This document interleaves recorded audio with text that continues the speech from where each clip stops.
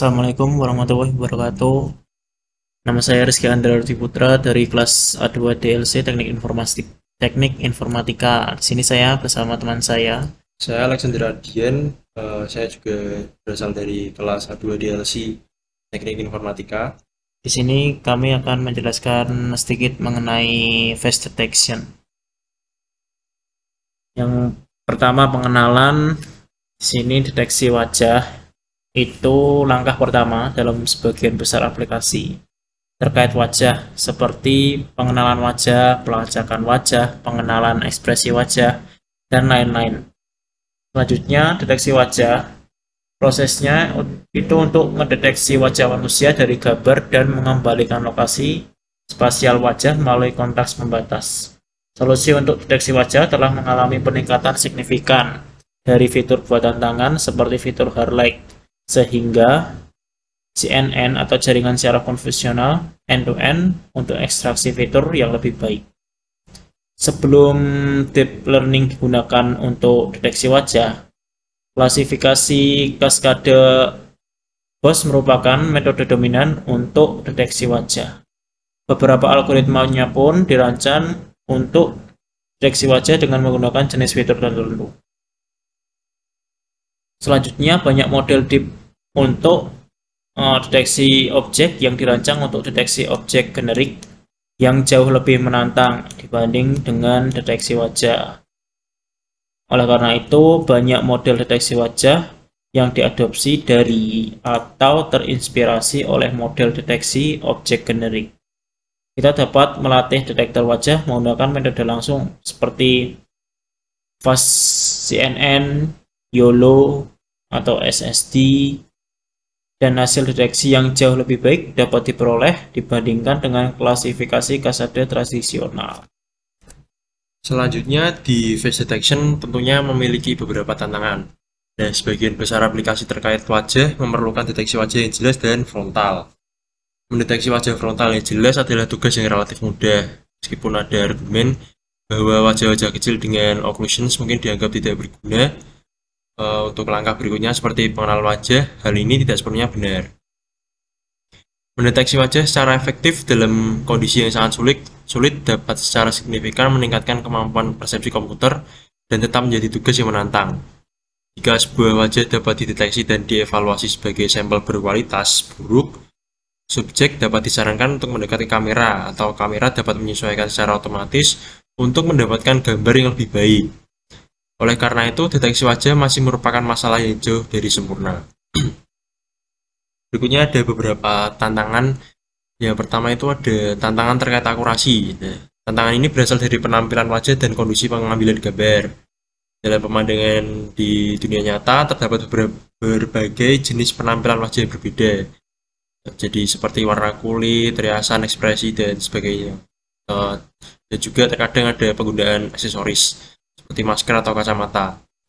Nah, di lingkungan yang tidak terbatas, pengambilan gambar wajah dapat dipengaruhi oleh berbagai kondisi pencahayaan, sudut pandang dan jarak pandang, latar belakang, serta kondisi cuaca. Gambar wajah dapat bervariasi dalam pencahayaan, pose, skala, occlusion, blur, dan distorsi. Lebih dari 45% wajah memiliki ukuran kurang dari 20x20 pixel di dalam wider atau lebih lebar. Dalam sebagian besar aplikasi terkait wajah, kita jarang memerlukan deteksi wajah kecil dengan ukuran kurang dari 20. Namun dengan mendeteksi wajah kecil atau bahkan sangat kecil, kita dapat menyusutkan gambar asli yang besar menjadi yang lebih kecil dan mengirimkannya ke detektor wajah. Dengan demikian, biaya komputasionalnya dapat sangat dikurangi karena kita hanya perlu mendeteksi wajah pada gambar yang kecil, sehingga akurasinya lebih baik dan terkadang efisiensinya juga lebih tinggi. Lalu kedua, deteksi wajah memakai masker atau memakai aksesoris. Nah, deteksi ini menjadi semakin penting karena orang-orang menggunakan dan terkadang terus menggunakan masker untuk mencegah COVID-19 yang ya sekarang mungkin masih ada sampai entah beberapa tahun ke depan. Aplikasi terkait wajah ini tidak mempertimbangkan situasi ini di masa lalu. Nah, penggunaan masker akan jelas mengurangi akurasi deteksi. Beberapa masker bahkan dicetak dengan logo atau gambar kartun. Lalu ada tantangan terkait efisiensi yang muncul karena permintaan besar pada perangkat tepi. Dengan meningkatnya permintaan pada perangkat tepi seperti smartphone dan kamera CCTV pintar, jumlah data yang dihasilkan per hari menjadi sangat besar. Kita sering mengambil foto selfie, foto orang lain, melakukan pertemuan video online, dan sebagainya. Nah, baliknya, perangkat tepi memiliki keterbatasan dalam kemampuan komputasi, penyimpanan, dan daya baterai untuk menjalankan algoritma berbasis deep learning yang canggih.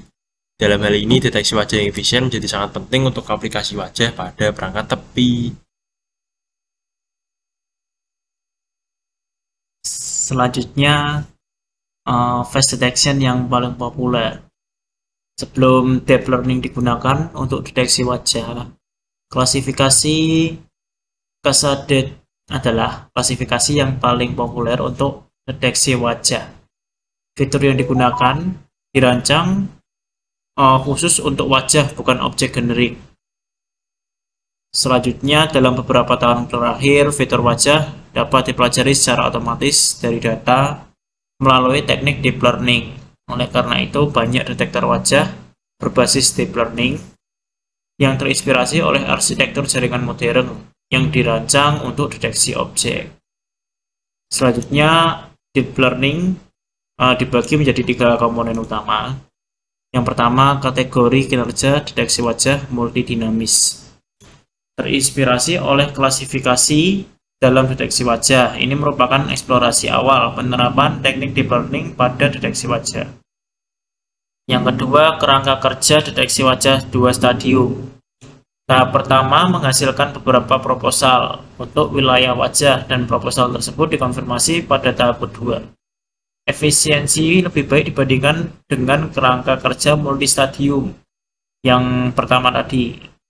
Selanjutnya yang ketiga, kerangka kerja deteksi wajah 1 stadium. Ekstraksi fitur ini dan pembuatan proposal dilakukan dalam satu jaringan terpadu. Kerangka kerja ini dapat dikelompokkan lebih lanjut menjadi metode berbasis ancor dan metode berbebas ancor. Lalu selanjutnya ada face detectors multi-tahap dan 2 tahap. Pada awalnya, saat teknik deep learning memasuki deteksi wajah, detektor wajah dirancang dengan memiliki beberapa tahap. Juga dikenal sebagai struktur cascade yang banyak digunakan dalam sebagian besar detektor wajah awal. Dengan terobosan luar biasa yang dibawa oleh Faster RCNN, beberapa peneliti beralih untuk meningkatkan Faster RCNN berdasarkan data wajah. Nah, dalam struktur cascade, fitur biasanya diekstraksi dan disempurnakan satu atau beberapa kali sebelum dimasukkan ke dalam pengklasifikasi dan pengkoreksi, sehingga dapat menolak sebagian besar jendela geser untuk meningkatkan efisiensi. Nah, di dalam arsitektur jaringan 2 tahap, sebuah jaringan proposal wilayah atau RPN diperlukan untuk menghasilkan proposal objek. RPN dapat dianggap sebagai CNN klasifikasi yang langsung menghasilkan proposal berdasarkan anchor yang telah ditetapkan pada fitur CNN, menyaring area non-objek dan menyempurnakan proposal objek. Namun karena CNN mengecilkan gambar untuk mengekstrak fitur keluaran yang sesuai untuk wajah kecil dapat kurang dari 1 piksel pada peta fitur, sehingga kurang memadai untuk mengkode informasi yang kaya. Nah, baik itu di desain jaringan bertahap banyak maupun hanya 2 tahap, komputasinya sangat bergantung pada jumlah wajah dalam gambar, yang juga meningkatkan proposal yang lolos ke tahap berikutnya di dalam jaringan. Terutama metrik uji multiskala yang biasanya memperbesar gambar beberapa kali untuk mendeteksi wajah kecil, dapat meningkatkan biaya komputasi secara dramatis. Mengingat bahwa jumlah wajah dalam gambar dari situasi aktual bervariasi dari 1 wajah dalam selfie hingga banyak wajah dalam foto kelompok besar, keandalan jaringan cascade atau 2 tahap dalam hal waktu proses mungkin kurang baik. Selanjutnya, face detector 1 tahap. Dalam aplikasi wajah real-time, deteksi wajah harus dilakukan dengan sangat cepat. Jika sistem ini diterapkan pada perangkat edge dengan kapasitas komputasi rendah, detektor wajah 1 tahap ini mungkin lebih sesuai daripada yang lain karena waktu pemrosesannya lebih stabil, terlepas dari jumlah wajah dalam gambar. Berbeda dengan detektor multi-tahap atau 2 tahap. Sedangkan detektor wajah 1 tahap melakukan ekstraksi fitur pembangkitan proposal, dan deteksi wajah dalam satu jaringan saraf tunggal dan berpadu. Waktu prosesnya tidak tergantung pada jumlah wajah. Ancor dapat dirancang untuk menggantikan proposal dalam detektor 2 tahap. Jadi, detektor wajah 1 tahap adalah pilihan yang lebih baik dalam aplikasi real-time di perangkat edge dengan kapasitas komputasi terbatas. Mereka menggabungkan beberapa langkah deteksi ke dalam satu jaringan saraf tunggal, menghasilkan waktu pemrosesan yang stabil terlepas dari kompleksitas gambar. Lalu selanjutnya membahas mengenai kesimpulan framework 1 tahap. Jadi framework 1 tahap ini menjadi populer dalam deteksi wajah dalam beberapa tahun terakhir karena 3 alasan berikut ini. Jadi yang pertama, ada waktu proses dari detektor wajah 1 tahap tidak tergantung pada jumlah wajah dalam gambar secara desain. Oleh karena itu, hal ini meningkatkan kekokohan efisiensi waktu proses. Lalu yang kedua, detektor wajah 1 tahap secara komputasional efisien dan mudah untuk mencapai invariansi skala yang mendekati dengan pemodelan kontekstual dan pengambilan fitur multiskala. Dan yang terakhir ini, deteksi wajah adalah tugas yang relatif kurang kompleks dibandingkan dengan deteksi objek umum. Hal ini berarti bahwa inovasi dan desain jaringan lanjutan dalam deteksi objek dapat dengan cepat disesuaikan dengan deteksi wajah dengan mempertimbangkan pola khusus dari wajah. Selanjutnya, dataset dan evaluasi. Untuk mengevaluasi berbagai algoritma deteksi wajah, diperlukan dataset.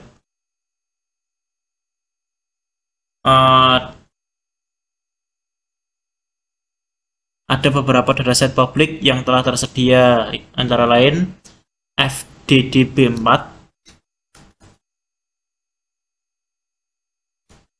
lalu yang kedua AFW5,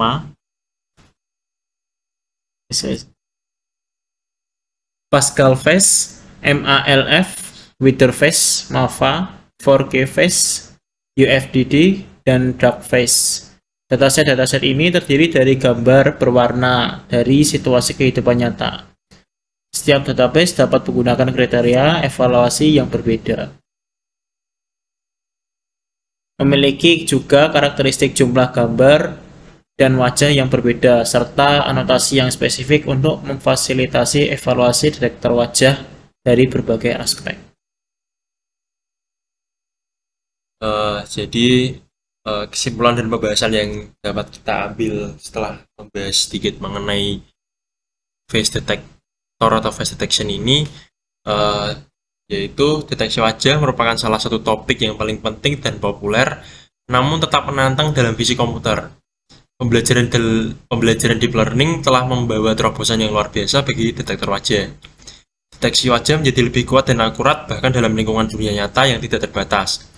Dalam bab ini, detektor wajah berbasis deep learning terbaru dan benchmarknya diperkenalkan. Dari evaluasi akurasi dan efisiensi pada berbagai detektor wajah dalam mendalam, kita dapat mencapai akurasi yang sangat tinggi jika kita tidak mempertimbangkan biaya komputasinya.